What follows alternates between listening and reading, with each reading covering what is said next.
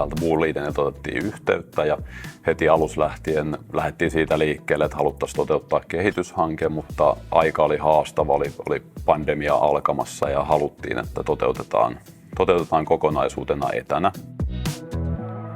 Mun roolini tässä hankkeessa laboratoriopäällikkönä oli se, että mä määrittelin Timolle yhdessä mun tiimin kanssa, että mitä tällä hankkeella halutaan saavuttaa ja mitkä ne meidän odotukset on.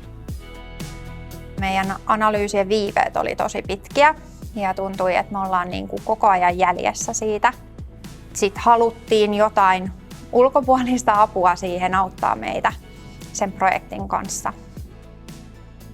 Tiedottaminen oli tosi hyvä koko tämän hankkeen ajan, että meillä oli oma Teams-kanava, mitä kautta aina päivitettiin tietoja, mitä oli tehty työpajoissa ja niitä saatiin sitten yhdessä koko labran kesken miettiä, jos tuli uusia ideoita.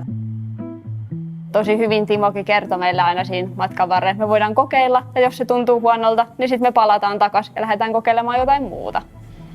Aikataulu oli joustava.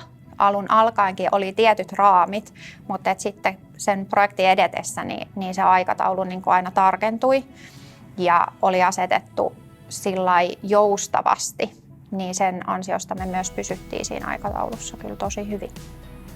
Yksi asia, mikä tässä toteutui hyvin, oli se, että me saatiin läpinäkyvämmäksi koko sitä ketjua laboratoriossa ja me tiedetään nykyisin paremmin, mitä kukin tekee. Tämä on varmaan yksi suurimpia onnistumisia, mitä niin kuin Lean-valmentajana on saanut asiakkaiden kanssa tehdä. Että kovatkin luvut on ihan huikeita ja tosi hieno porukka ollut tekemässä.